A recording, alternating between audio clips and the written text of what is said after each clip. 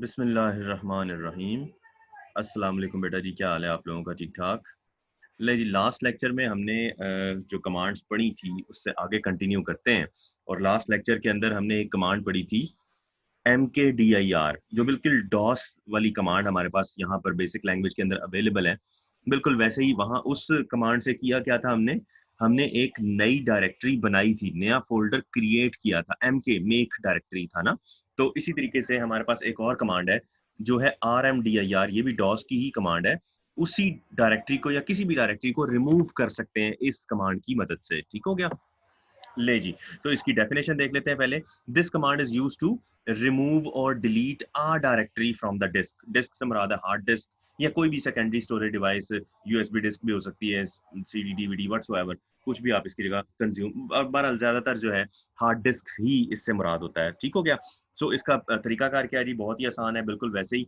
RMDIR, इसका syntax देख लें। और पाथ नेम आपको लाजमी बताना है, क्योंकि वो फोल्डर, वो डायरेक्टरी मौजूद कहाँ पर है ये तो आप ही बताएंगे ना, तो आपने उसको बताना है। ठीक हो गया? इसकी एग्जांपल देख लेते हैं। और इसमें लास्ट टाइम भी मैंने आपको एक बात बताई थी कि आप पाथ मैक्सिमम कितना लंबा कर सकते हैं, 63 कैरेक्टर्स के जितना आप जो है इसका मैक्सिमम पाथ जो है रख सकते हैं। ठीक है? एग्जांपल देख लें।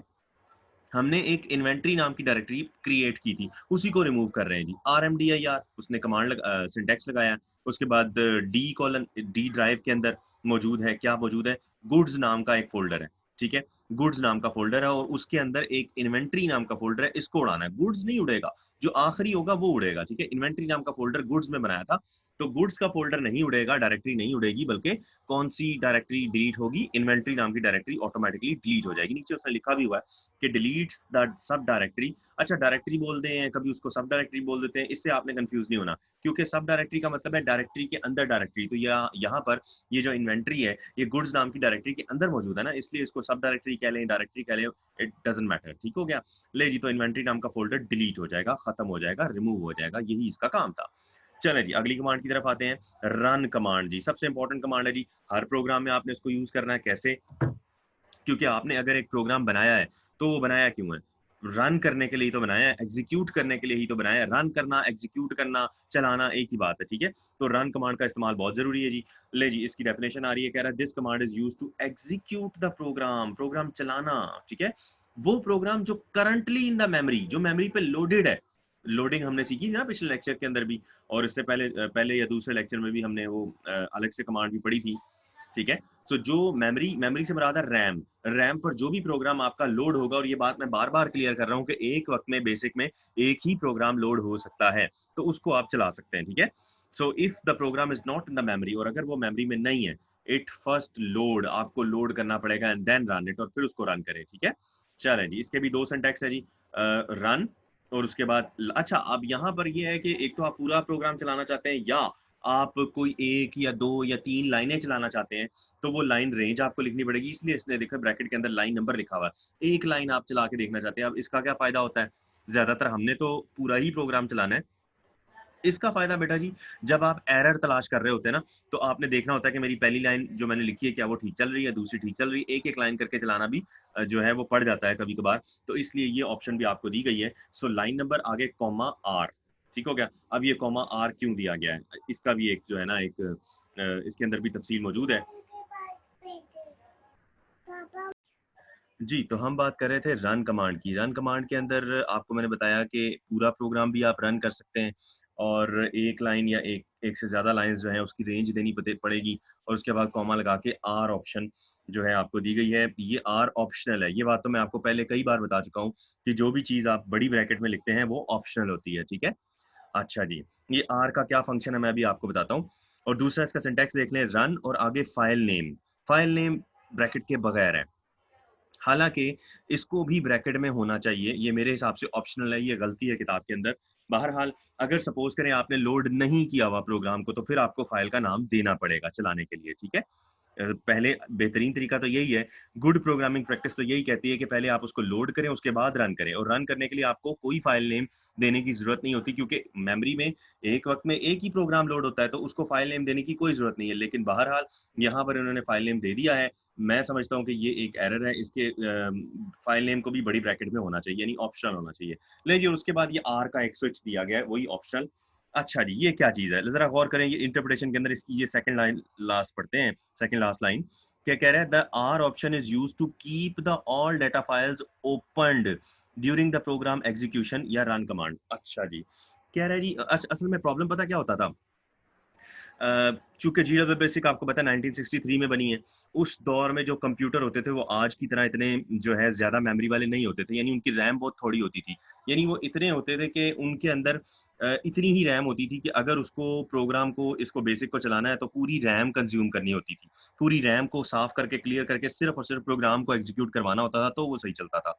तो ये प्रॉब्लम पहले कंप्यूटर्स में तो होती थी, लेकिन तो होता क्या था कि आर ऑप्शन क्या करती थी, अगर आप आर ऑप्शन यूज़ नहीं करते, तो होता क्या था कि जब भी जीडब्ल्यू बेसिक का प्रोग्राम रन होता था, तो वो और भी जो डाटा फाइल्स ओपन होती थी, सबको क्लोज़ करके फिर वो चलती थी, ठीक है? रन होती थी। तो आर की ऑप्शन अगर आप साथ लगाते हैं, तो सारी डाटा फाइल्स ओपन रहेंगी, क्लोज़ नहीं होंगी, यही वो बता भी रहा है। ज़रा एग्ज़ाम्पल देखिए रन टेबल्स नाम का एक प्रोग्राम है, उसको चला रहा है, वो कॉमा आर उसने किया है, ठीक है? ले जी executes the table dot VAS without closing data files, यानी उसके साथ अगर कोई और फाइल आपने खोली हुई है तो वो क्लोज नहीं होगी क्योंकि आपने कॉमा आर लगा दिया है, ठीक है ना? और नॉर्मली हम आर नहीं लगाते, क्यों? क्योंकि पुराने दौर में ये प्रॉब्लम था, आजकल ये प्रॉब्लम नहीं है, हमारे पास रैम बहुत बड़ी है और चीजें ओपन रहती हैं, इससे कुछ भी नहीं होता। बहरहाल आपकी किताब में आज भी लिखा हुआ है, जरा गौर करिए, नोट्स जरा पढ़ लें इसका, ये जस्ट आपको समझाने के लिए, याद करने की इसकी कोई जरूरत नहीं है। कह रहा है if you are using speaker on the computer, यानी सपोज करें आप प्रोग्रामिंग भी कर रहे हैं और साथ में आपने गाने लगाए हुए हैं, स्पीकर को यूज कर रहे हैं, तो कह रहा है कि please note that executing the run command will turn off any sound that is currently running, यानी कि वो क्या करेगा, वो गाना रोक देगा, यानी कोई भी गाना आपका जो चल रहा था वो सब कुछ बंद कर देगा, फिर जाके वो रन करेगा। मतलब अगर आपने कोई प्रोग्राम एग्जीक्यूट किया बेसिक में, साथ साथ आप गाने सुन रहे हैं, तो आपके गाने बंद हो जाएंगे। ऐसा होता था, अब नहीं होता, ठीक है?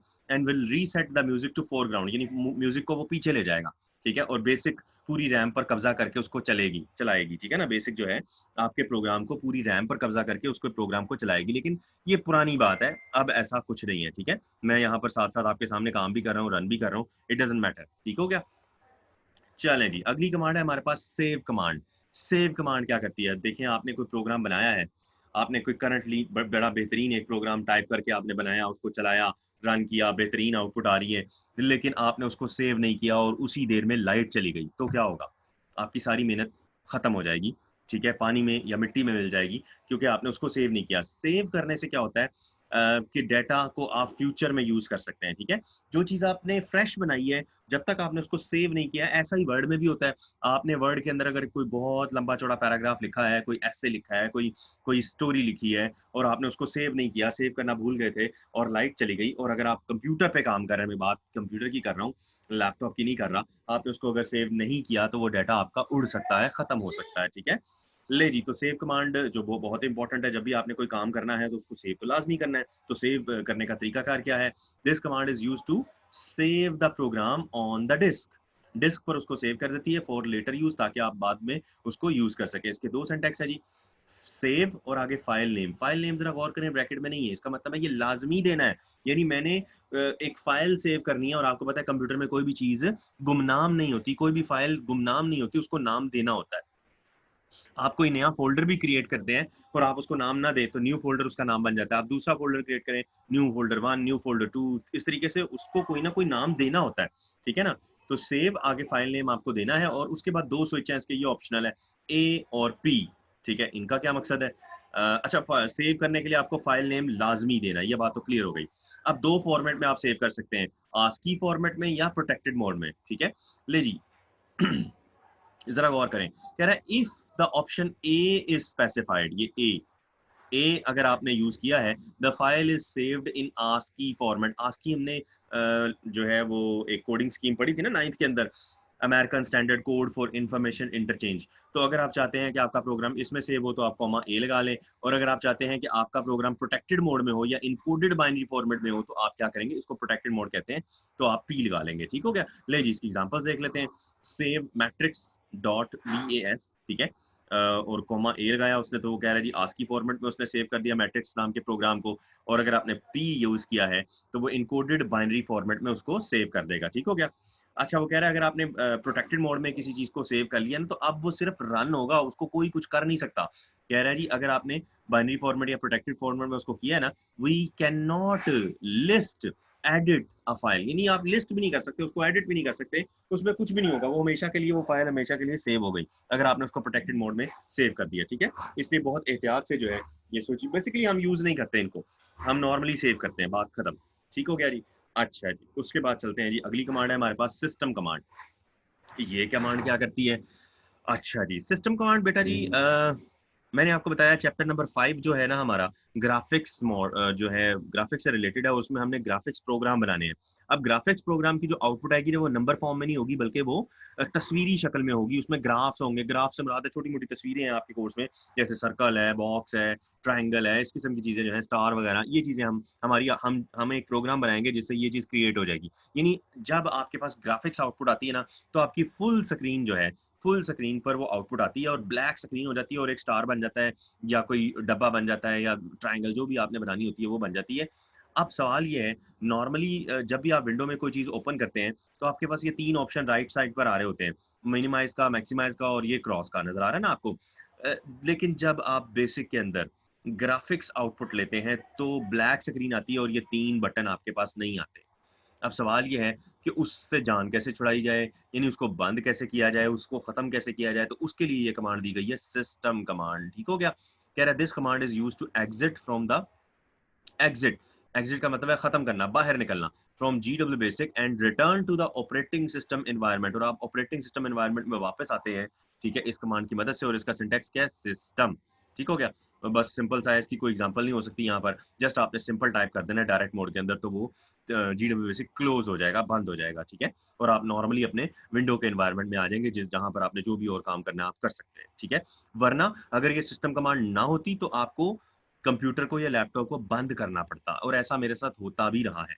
मैंने बताया था अपने कुछ स्टूडेंट्स को कि जब फर्स्ट टाइम मैं बेसिक करवा रहा था, प्रैक्टिकली जो है बच्चों को करवा रहा था, तो हुआ ये कि मैंने चूंकि ये पढ़ाया नहीं हुआ था, और बेसिकली ये वो लैंग्वेज है जो आप लोगों के लिए जो है वो मैट्रिक में रखी गई है। मैंने मैट्रिक में बायो रखी थी, ठीक है, इसलिए मैंने इसको पढ़ा नहीं था, मैंने कोर्स ये पढ़ाया नहीं, और मैंने प्रैक्टिकल पहले करवा दिए, ठीक है। तो प्रैक्टिकल जब करवा रहा था तो मुझे इस कमांड का नहीं पता था, तो मुझे बार बार जो है लैपटॉप, और उस वक्त आपको पता है, ये मैं आपको 7-8 साल 10 साल पुरानी बात करवा बता रहा हूँ, वहां पर उस वक्त जो है एक लैपटॉप था मेरे पास, और मैं उस पर प्रैक्टिकल करवाता था, तो वो लैपटॉप को बार बार मुझे बंद करना पड़ता था, क्योंकि मुझे नहीं पता था सिस्टम कमांड का, ठीक है। तो ये बहुत इंपॉर्टेंट कमांड है, ठीक है। चलें जी, अगली कमांड देखते हैं, लिस्ट कमांड जी। इसके बारे में भी हम पहले पढ़ चुके हैं कि आपने एक प्रोग्राम बनाया है और आप उसका कोड देखना चाहते हैं, ठीक है ना। So this command is used to list all or part of the program currently in the memory, जो भी प्रोग्राम आपने जो है वो मेमोरी के अंदर आपके पास है। अच्छा, ये लिस्ट कमांड नहीं है, ये एल लिस्ट कमांड है, एक एल मिस हो गया जी, ये एल लिस्ट कमांड है, इसको ठीक कर लीजिएगा। ये कमांड जो है ये एल लिस्ट है, ठीक है, इसके साथ एक एल लगेगा, ठीक है, अंडरस्टैंड। सो बहरहाल इसको अब आप देख लें कि ये क्या चीज़ है। अच्छा जी, आगे चलते हैं। अब एल लिस्ट मैं इसलिए कह रहा हूँ क्योंकि प्रिंटर के अंदर जो है आपको यही चाहिए होता है, जब भी एल, अब देखिए ये एल लिस्ट कमांड है और नीचे आ रही है एल प्रिंट कमांड, इसके साथ भी एल मिसिंग है, सो ये बहुत बड़ा एरर है। इसको अब आप देख लीजिएगा कि ये हो क्या रहा है यहाँ पर, ये ऐसा क्यों किया है इन्होंने। बहरहाल मैंने आपको बता दिया है जी। तो एल लिस्ट कमांड है और एल प्रिंट कमांड है। एल जिस चीज के साथ लगता है इसका मतलब है वो चीज प्रिंटर पर आपने करनी है। हमने पीछे लिस्ट कमांड पढ़ी है, वो क्या करती थी, स्क्रीन पर आपको कोड दिखाती थी, और एल प्रिंट जो है वो प्रिंटर पर आपको दिखाएगी, सिर्फ इतना सा फर्क है, मेमोरी टू द प्रिंटर। जरा गौर कीजिएगा, प्रिंटर का वर्ड आ रहा है। ये जो कमांड है एल लिस्ट कमांड, आपको कोड कागज पर, यानी कि आपको प्रिंट फॉर्म में चाहिए तो प्रिंटर पर वो भेज देगी कमांड, तो वहां से अगर उसमें कागज होंगे और वो ऑन होगा तो वो एक प्रिंट आउट आ जाएगा, ठीक है। तरीकाकार क्या है, L list line number dash line number, यानी starting line number ending line number, और इसी तरीके से L list dash line number dash, यानी कि आपने स्टार्टिंग बता दिया, एंडिंग नहीं बताया, इसका मतलब है इस लाइन से लेकर एंड तक सारा का सारा प्रोग्राम। और इसी तरह से एक और भी इसकी बन सकती है कि L list dash line number, यानी कि स्टार्टिंग से लेकर उस लाइन तक जो है आप सारा कुछ दिखा दें, ठीक है। उसके बाद आ गया जी एल प्रिंट कमांड। ये क्या करती है, सबसे इंपॉर्टेंट कमांड है जी ये। आपका कोई भी प्रोग्राम बगैर प्रिंट कमांड के पूरा ही नहीं होता। अब सवाल ये है कि इन्होंने बुक में थोड़ी सी तरतीब उल्टी सीधी कर दी है। प्रिंट कमांड आपको बाद में पढ़ा रहे हैं, इस चैप्टर के एंड में हम प्रिंट कमांड पढ़ेंगे। लेकिन एल प्रिंट कमांड पहले आ गई है। मैं फिर से बता रहा हूँ, ये एक मिस्टेक है, ये एक एरर है। ये एल प्रिंट कमांड है, ये प्रिंट कमांड नहीं है, क्योंकि आप नीचे देख सकते हैं उसके सिंटैक्स में भी एल प्रिंट है, ठीक है। अच्छा जी, तो वही बात है जहाँ पर मैंने आपको बताया एल लग गया ना। अच्छा, प्रिंट कमांड करती क्या है मैं आपको पहले बता दूँ। प्रिंट कमांड स्क्रीन पर आउटपुट दिखाती है, और एल प्रिंट कमांड क्या करती है, एल प्रिंट जो है प्रिंटर पर आउटपुट दिखाएगी, ठीक है। ले जी, this command is used to print data at the printer. Printer पर आपको आउटपुट चाहिए, और इसका सिंटैक्स देख लें, L print list of expression double quotes के अंदर या ये बड़ी ब्रैकेट में लिखा हुआ है, और सेमीकोलन लगा के जो भी वेरिएबल आपको चाहिए उसका नाम आ जाएगा। इसको इस्तेमाल करने का तरीका जब हम इसे यूज करेंगे तो आपको पता चलेगा, ठीक है। इसमें जो है इतनी जल्दी इसको इसकी टेंशन नहीं लेनी आपने अभी, क्योंकि इसको जब हम यूज करेंगे तो आपको पता चलेगा। बहरहाल एल प्रिंट और एल लिस्ट कमांड हम ज्यादा यूज नहीं करेंगे, हम सिंपल लिस्ट और सिंपल प्रिंट कमांड यूज करते हैं, ठीक है। हमारे कोर्स में उससे रिलेटेड ज्यादा काम है, प्रिंटर पर हमारा इतना काम नहीं है, ठीक है। बहरहाल उन्होंने एक ऑप्शन दे दिया है कि आप जब चाहें जैसे चाहें उसको कर सकते हैं। ठीक हो गया बेटा जी। कोई मसला आपको, अगर कोई आज की कमांड्स के बारे में आपको कोई क्वेश्चन हो तो you can ask me on the classroom. ठीक हो गया, थैंक यू वेरी मच जी। अपना बहुत ख्याल रखिएगा, अल्लाह हाफिज।